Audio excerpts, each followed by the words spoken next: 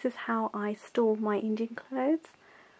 So you can see that I store my saris just on regular hangers. Now these saris are saris which are quite durable and are not likely to get ruined by being on a hanger. Now these are printed saris, Georgette saris, and sort of nylon type saris. So there's no silk in there at all. If I put silk in there, then they can get ruined for reasons I'll tell you in a few moments.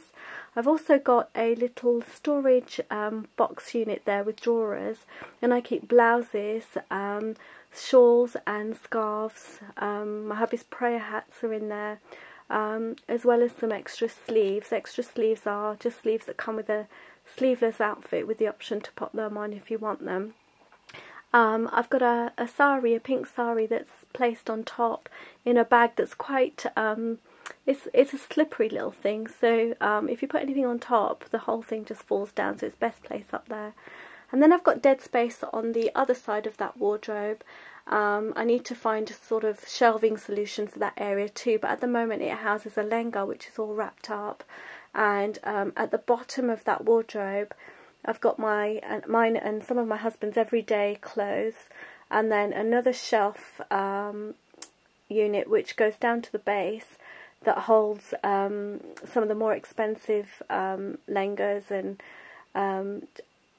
what they called Jenya Jolis, and some of my outfits and saris are in there, and I'll just move in a bit closer to show you. Okay, so I don't have a tripod yet. I am planning to get one soon, so you might shake a little bit. But I just wanted to show you the type of saris I've got here that are hanging up, that are safe to hang up, are Georgette, net saris, satin saris. I think that's all there is here. Yeah, net again, polyester and things like that. So they're quite safe to put in here. The reason I talk about safety is because if they're in a hanger, they're more likely to be sat there for a long time, and if a silk sari, for example, is kept, you know, quite tightly packed, I mean, if you look here, there's not much space in between these, so they're being damaged by being sort of squashed together. So where it's folded, it's likely to tear there. Also, where it's hanging on the hanger, and the weight of the sari is pulling down, then you're likely to get a tear across the top or some kind of mark. So it's best not to keep saris hanging in this way. Also, if you've got any type of saris with metal work, this sari here has a little bit of metal work running through it, but this one's okay. If you've got ones that are lines coming right down, then I'll show you. Actually, I've got another one here. This sari here has got some metal work running through, some metal thread. Now that's likely to tear as well if that's hanging in a hanger.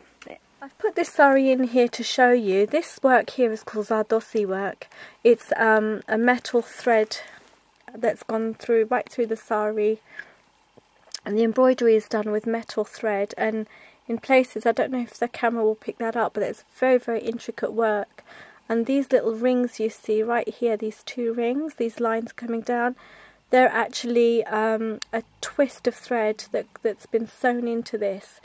So if I turn this sari over, so over here you can see that this sari is caught on something and some of that thread is pulled out. Now if that sari is butt up against another sari that's got similar work or some kind of embroidery, I actually hand embroidered this sari myself, it can pull this sari out. So by hanging sort of saris with similar work together, can actually ruin the sari that you have and completely sort of pull out the threads. This black net sari is actually another example. I've actually folded this one inside out. This sari is basically ruined because it's just caught everywhere and it's actually pulled off a lot of this work. And so, you know, it just completely ruins the whole show of this sari.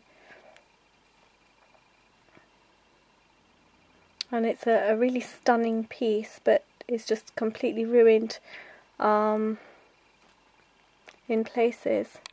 If I show you, you can see there that this whole border down here has just come away in so many places. There's quite a few spots there where the saree's just pulled up against something and just completely pulled out. So it's best not to keep sarees like these hanging in a wardrobe. And if you do keep them in a wardrobe, then and hanging on a hanger, then you want to just turn them inside out so that they don't catch on anything. At best, you can use an old cover from any dry cleaning stuff that you've had back and put the material in there. I used to hang all my sarees up like this until my mother told me not to, and to take better care of my sarees. For this reason, this lehenga that I used in a recent video has been kept in plastic. This is the Davdra, and then in this Hannah Montana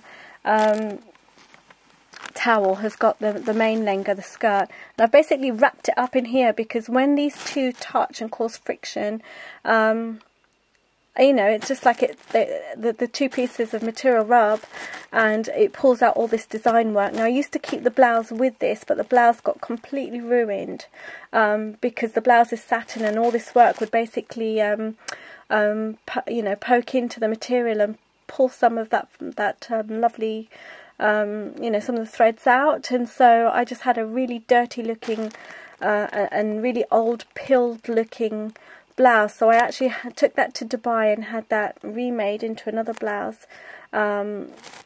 Just had a whole fresh piece made, and then they just cut out the border where this intricate work was on the sleeve and attached that to the new blouse. And so that's a case of me storing it really badly, so I learned my lesson there. This is the set of shelves just underneath that, and in here I've stored my janya jolis. The pink and the green that you see there, the very top one, that actually the colour runs. So I would never put anything, say for example a white saree or a very pale colour saree on top or anywhere near that, because the colour will run onto it and ruin it. So if you notice where I've got that green there, I've got another green underneath. Put like for like colours together. Now the green underneath I know doesn't run. I've washed it several times, so I've put it under, or I've put it on top of something that's orange, which is part of the same outfit. And then the rest of them, they don't, you know, just by storing them, the colours don't run. Underneath here, I've got some more of those janya jolis. These are much older. These janya jolis were my mother's and ours when we were little, and I know the colour runs on them. They need working on, so I've kind of just kept them there to for me to just keep a mental note of what I need to do with them. And I've just placed that bandhani sari on top. For more expensive items and lehengas and things like that, I like to store them in sari bags. Now these ones are from Venisons or Venilals actually. They're basically stackable. They are huge. I've got about 3 to 4 outfits in this one alone. I've got my purple lehenga sari, and then I've got a green and red halter neck outfit in there, as well as a red anarkali in the bottom there. And I think I have another green and gold outfit in there as well. I've stacked these on top of each other. Now what I've got is 2 brocade items in there with some of this Zardosi work and stonework. Now if I keep them like this for a long time, that it's going to ruin the material on each of those outfits. So at some point what I really need to do is get maybe a bag or a cloth and put those between each of those outfits so that they don't ruin. These sari bags are about $4.99, between $2.99 to $4.99 depending on the size you get.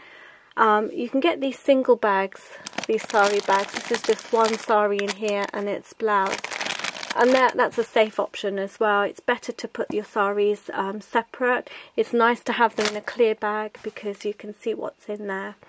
I've got another type of sari bag for the outfit I got recently, and this has got a clear panel on top, which is just enough if you want to keep prying eyes away. And in this final one here, I've got all my silk sarees. Now, silk sarees are really special because of what I said before. You do need to regularly remind yourself to refold them and fold them differently. If a silk saree is kept folded in a particular way for too long, then that damages the material. The material wears out on the fold itself, and it will eventually tear. I was actually given a saree that was beautifully folded. It was a gorgeous Rani pink colour. And when I opened it up, it was actually had the paper around it from when it was first packaged and folded for export. And I got given it as a gift, and I know that person had it for a very long time because the date on the newspaper that was in the saree was dated, you know, from about 10 years before. So that saree was kept in a folded position for so long that there was a physical tear in that saree, and I couldn't wear it. So it is really important to fold your silk sarees. Silk sarees are not commonly worn so much now, especially mainstream, but in certain parts of India, they are still very you know, traditional bridal attire. I've got about 4 in there. I used to love wearing silk sarees, but I don't now. I think they make me look fat, but nevertheless, it's part of every bridal trousseau to have a couple. So finally, in the bit where I keep my day clothes, I've just used this little space here to store my normal shalwar kameezes. Now in here I've got a couple, and each one is actually in its own plastic bag. It's a clear plastic bag, and that basically helps to keep it you know, it's got a lot of work and stonework on it in particular, so it helps keep all the stones from rubbing against any other material that it's sitting on top of. Now this particular piece is an orange and a green piece, so I've actually packaged the orange separately as well as the green separately, because if I allow it to stay in here for a long period of time and it gets humid, then the colours can run, and that has happened to me before with a white saree. I had it must have been, you know, I must have had it somewhere where the area got a little bit humid and the colour ran. So I just moved my bangle boxes out of the way. In here I've just stored my daughter's lehenga and a couple of blouses at the back. I actually store most of my blouses in a shoebox, which I'll show you later. In the one above I've got in some shawls, and oh, that's a brocade blouse, and under that there's some shawls, and at the back is some scarves and shawls. And then in here I've got some blouse material which I haven't used, and some scarves, winter scarves, and then up here I've got the spare sleeves and my husband's prayer hat. Have you ever seen these before? These are pads that you wear under your arms for those people that sweat a lot. They basically have this, you can't see it. Oh yes you can. They basically have this elastic strap. You put that through, it's on the other side actually. I'll open it up. They basically have this plastic strap that goes through your arm, and that goes under your armpit, and it basically stops any sweat from getting under your blouse. So I think that's a really ingenious idea. A lot of blouses are not washable, and if you try to wash them you'll ruin the material, especially if they're silk. So having something like this is ideal. I've got some in white and black, but it's better than some people who use panty liners down there, and sometimes they fall out and it's embarrassing. So underneath here I've got a couple more sarees. When you buy a saree, typically you get them in like this clear bag. If you can, keep them. I'll talk about that in a minute, but in here is a saree that I got from Rangoli for my brother's wedding, and it comes in its own saree box. So if you can store them in a saree box, then that's great too. Again, if they're just colours like white and red, then you do need to take a little bit more care of them. Finally, if you have something that is really, really valuable, this is part of my wedding outfit, then what you want to do is wrap it up in parchment paper. I've basically put wrapping paper over each part of each fold that I've made in order to protect it, and that's because my outfit is actually red and white, so I don't want any of the white to touch the red and vice versa. And it's also got this dossi work this type of work, which will ruin anything. And I really want this protected, so I don't want any colour run, and I know the colour runs on this because it has happened. But by putting it in something like this, it's going to stay well protected. Finally, this is how I store my blouses. I store them in shoe boxes, and I basically store them in order of colour so that they don't ruin or get damaged at all. And if they're really heavily embroidered, then I'll put each one in a plastic bag. Only the ones that are likely to get ruined or are likely to ruin any others. Petticoats, I just fold them and I put them in a plastic bag like this. And basically I've got about 3 of these and a couple of these, and I store them in my underbed drawers. I really do like having my stuff like this on display. It reminds me of being in a shop or a boutique.